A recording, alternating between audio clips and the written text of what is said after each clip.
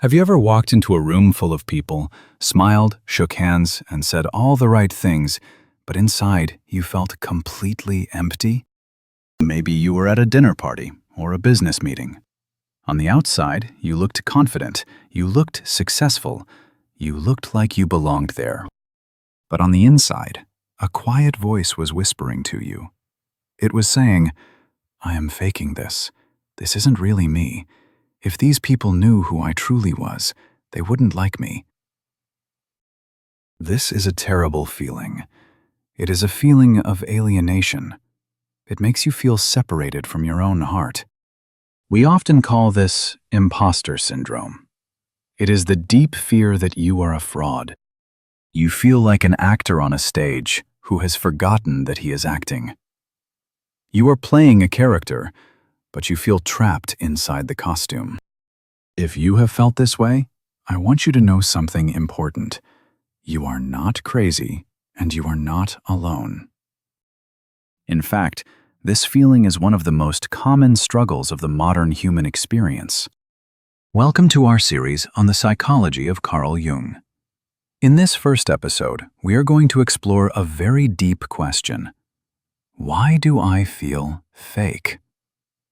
Why do I feel alienated from myself? To answer this, we have to look at one of Jung's most famous concepts.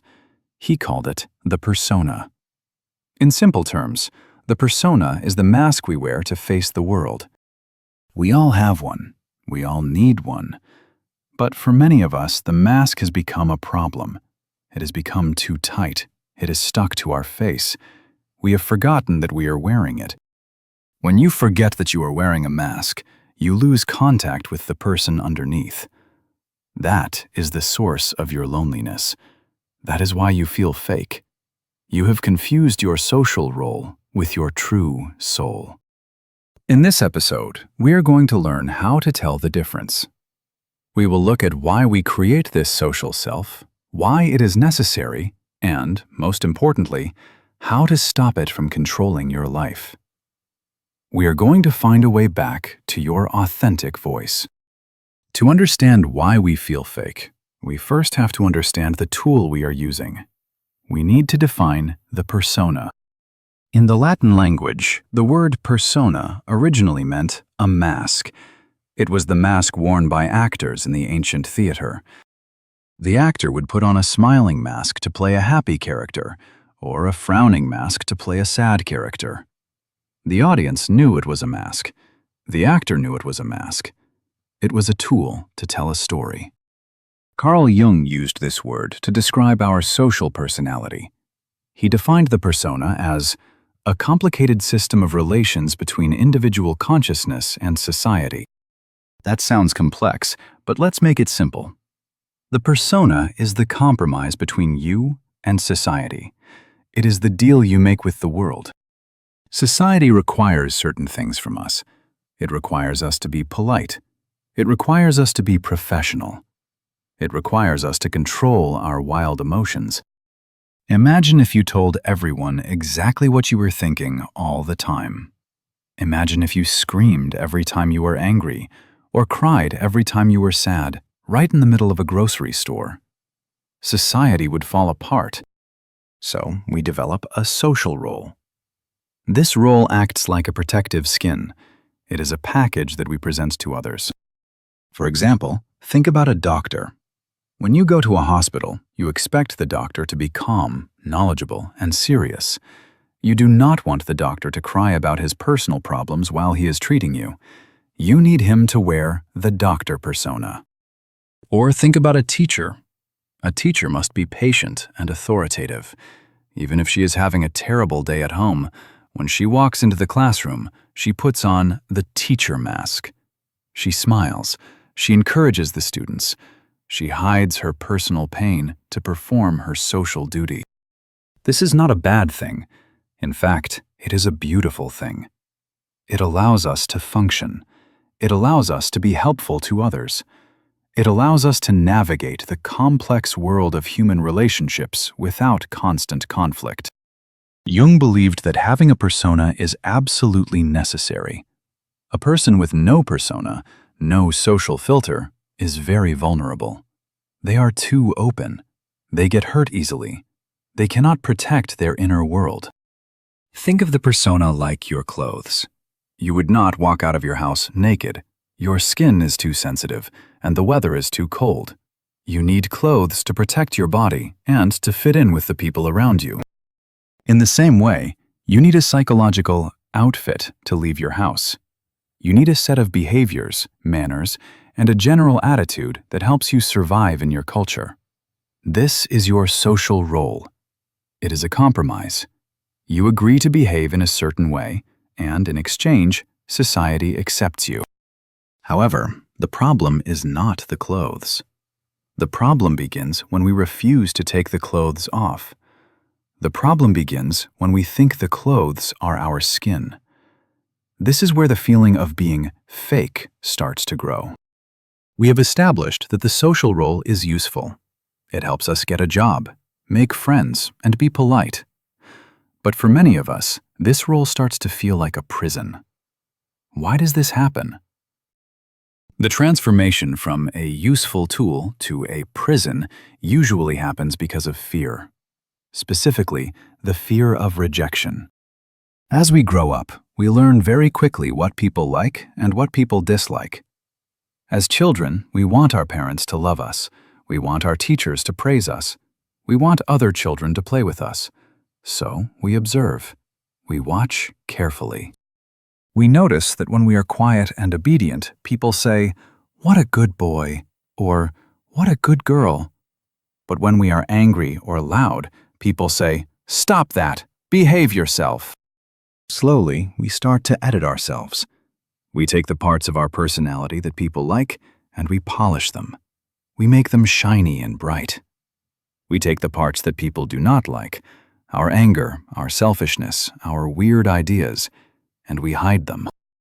We build a work self or a social self that is designed to be perfect. We want to be the perfect employee, the perfect mother, or the nice guy. At first, this feels safe. If I am perfect, no one can hurt me. If I am always smiling, no one will reject me. We wear the mask to protect our soft, vulnerable interior. But over time, something dangerous happens. We become afraid to take the mask off. We start to believe that the mask is the only thing that makes us valuable. We think, if I stop smiling, people will leave me. If I am not the smartest person in the room, I am worthless. This creates rigidity. The mask becomes hard, like armor. Imagine wearing a heavy suit of armor every single day. You wear it to work. You wear it to dinner. You wear it when you are talking to your spouse. You even wear it when you are alone in your room. The armor is heavy. It is exhausting to carry, but you are too scared to take it off. You think the armor is holding you together. This leads to that terrible feeling of being fake. You feel fake because there is a gap between the armor and the person inside. The person inside, the real you, might be tired. The real you might be sad. The real you might want to quit your job and paint pictures. But the social self keeps smiling and saying, "I am fine. Everything is great. I love this work." This disconnect creates a psychological split. You are living two lives. One life is visible to everyone, the successful, happy, polite life. The other life is hidden deep inside, the lonely, tired, authentic life. Because you spend 90% of your energy maintaining the fake life, the real life begins to starve. You feel empty because the you that is living in the world is not real. It is just a shell. And deep down, you know it. You know that people are applauding your mask, not you. And that makes you feel more lonely than ever. Before we go further into the dangers, I want to pause. I want to be very careful here. It is easy to hate the persona. It is easy to say, "Society is bad. I want to be wild and free. I will never wear a mask again."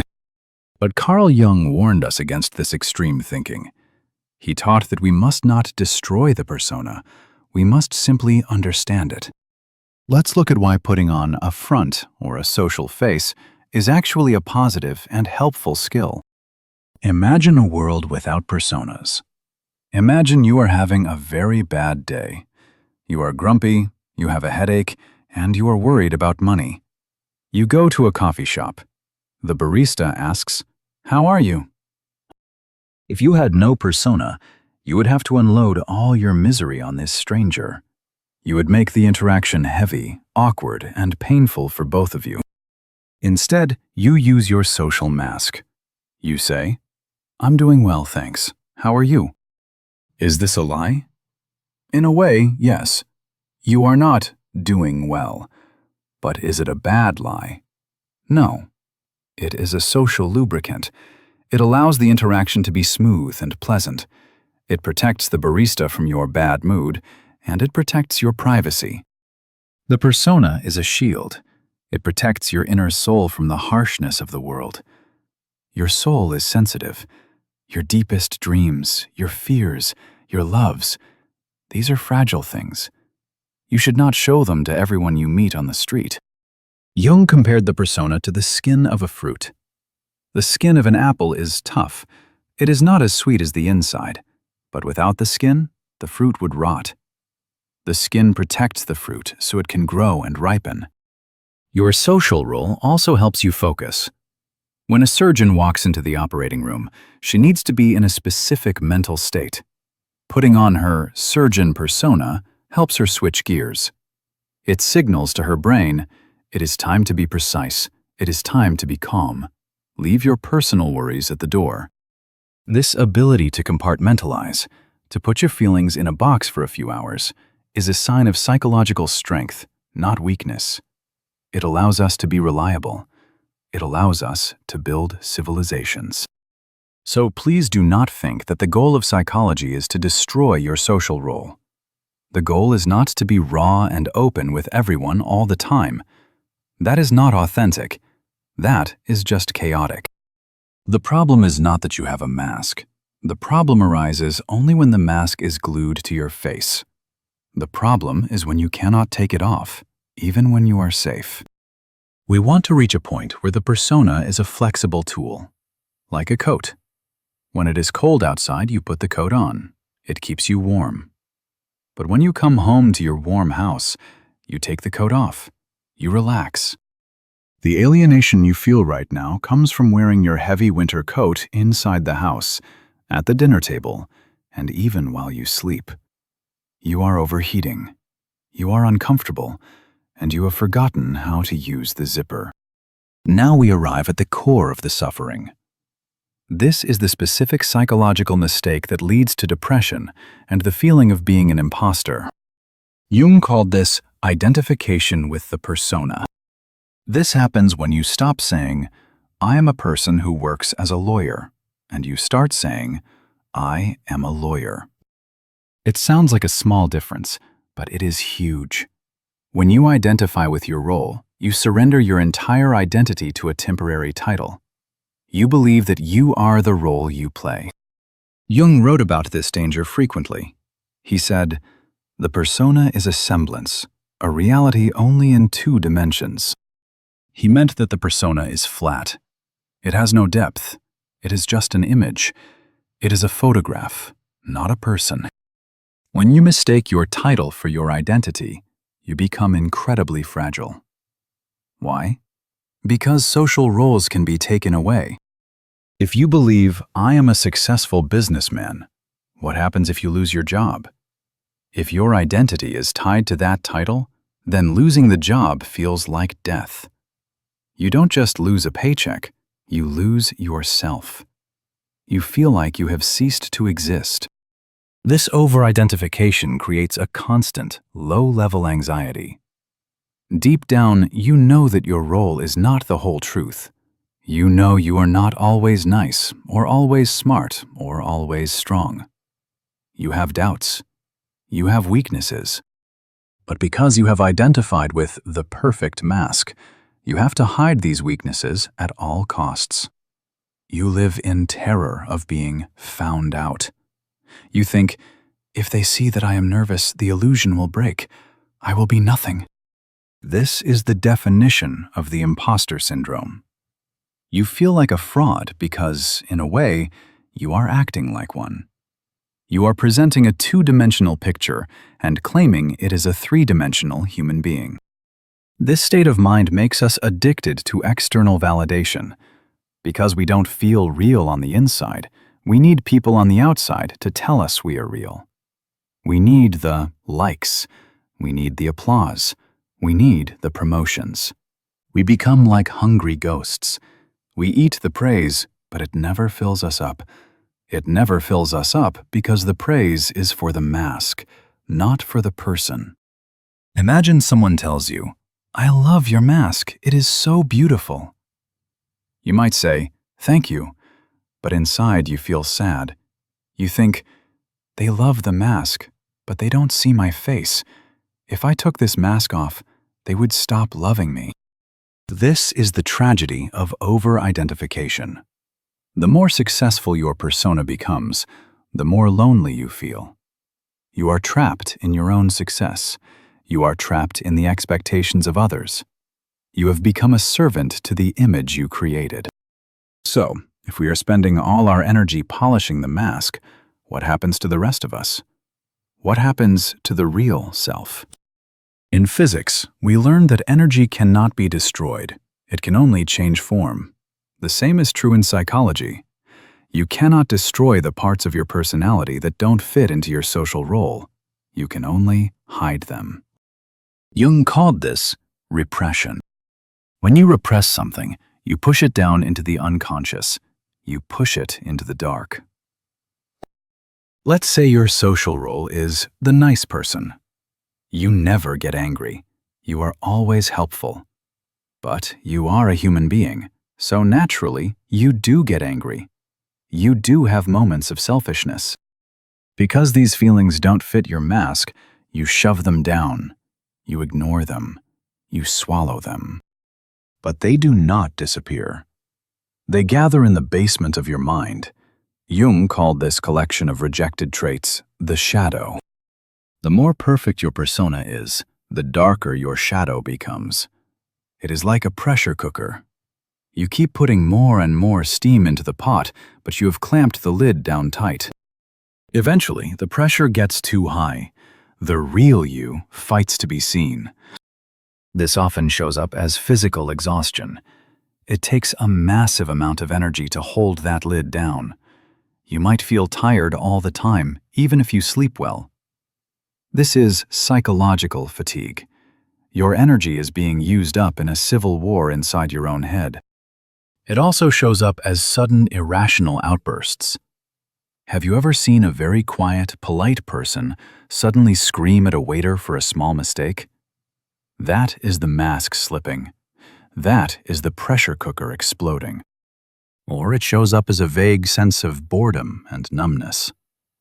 This is a very common symptom. You feel like life has lost its color. You have your job, your house, your family, but you feel nothing. This numbness happens because you have cut yourself off from your own instincts. The real self is the source of your vitality.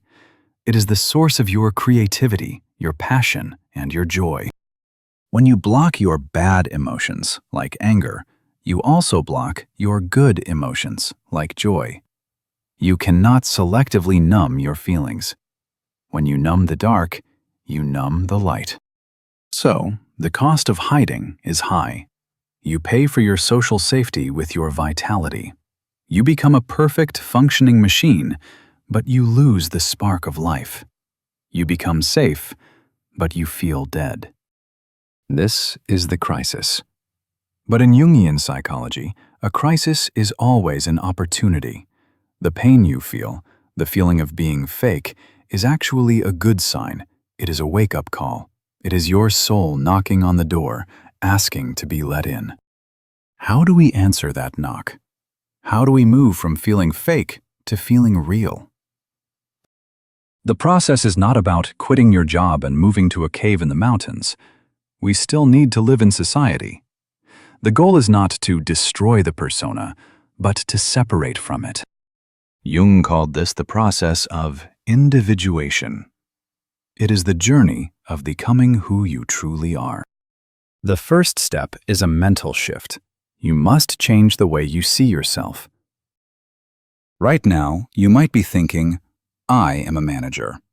You need to change that thought to, I am a person who plays the role of a manager. This sounds simple, but it creates a tiny bit of space. It creates distance between the actor and the mask. You must realize, I have a persona, but I am not my persona. I have clothes, but I am not my clothes. I have a car, but I am not my car. I have a social personality, but I am not that personality.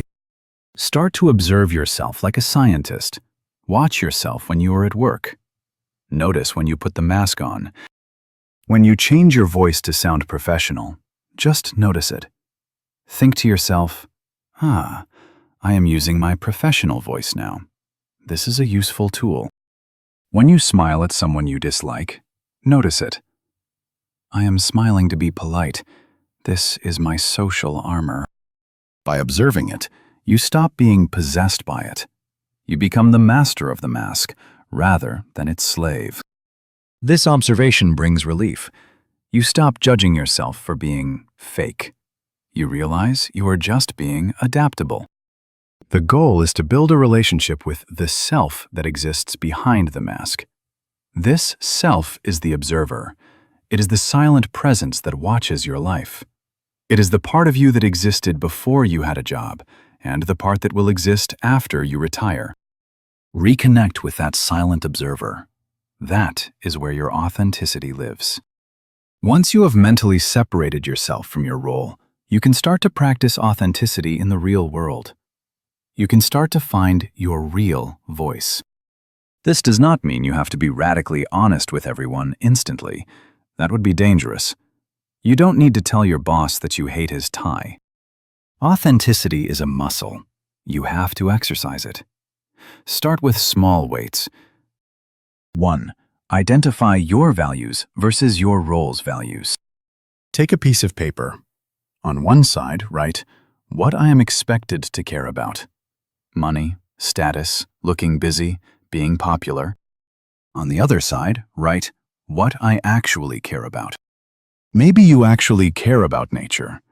Maybe you care about slow mornings. Maybe you care about honesty.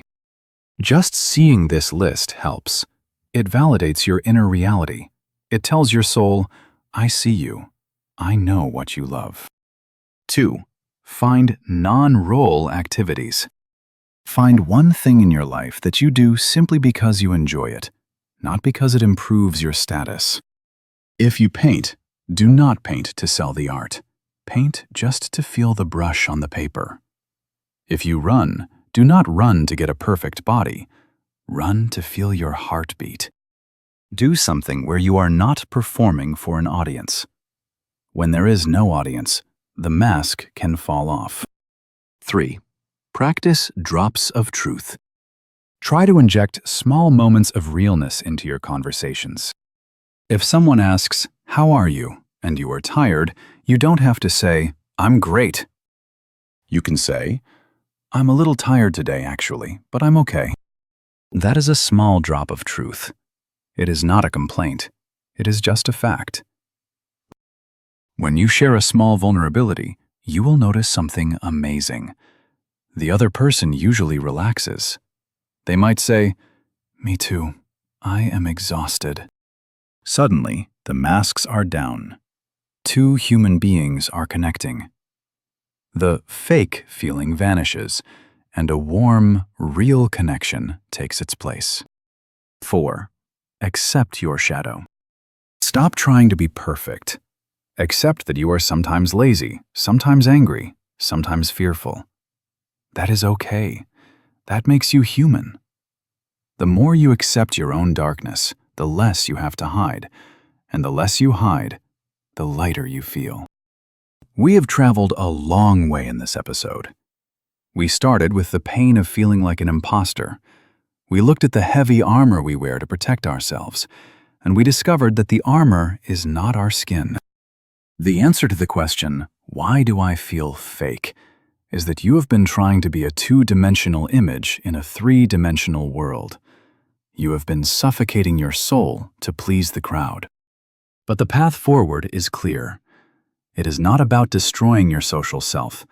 It is about flexibility. Imagine the freedom of that flexibility. Imagine walking into a meeting, putting on your professional mask, doing a great job, and then, the moment you walk out the door, taking it off. You take a deep breath. You drop your shoulders. You return to yourself. When you stop fighting to maintain an illusion, you release a flood of energy. The energy you used to hold up the mask is now available for living. You will feel lighter. You will feel more creative. And, strangely, people will like you more. Because people are drawn to authenticity.